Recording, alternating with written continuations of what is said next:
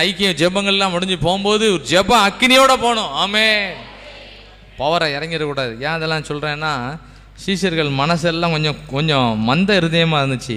ஆண்டவர் என்ன பண்ணாராமாங்க, இருதயத்தை திறந்து வசனத்தை தூக்கி உள்ளே போட்டாராம். லூக்காவில் பாருங்கள், 24ஆம் அதிகாரத்தில் ரைட் சைடில் இருக்கா, 24ஆவது அதிகாரத்தில் 45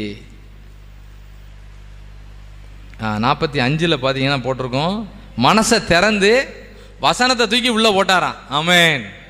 நம்ம வீடுகளுக்கெல்லாம் அப்படி தான் அள்ளி போடணும். அல்லேலூயா. வீடுகளில் இருக்கவங்களுக்கு அவ்வளோ ஒரு இருதயத்தையும் திறந்து கொஞ்சம் ஜெப அக்கினி அள்ளி எங்கே போடணும், இருதயத்துக்குள்ளே போடணும். வாசி, இந்த வசனத்தை வாசி. 45 லூக்கா 24ஆம் அதிகாரம் 45 வசனத்தை பாருங்கள். அப்பொழுதே வேத வாக்கியங்களை அறிந்து கொள்ளும்படி அவருடைய மனதை அவர் திறந்து, இருதயத்தை என்ன பண்ணாராம், திறந்து. நம்மளால்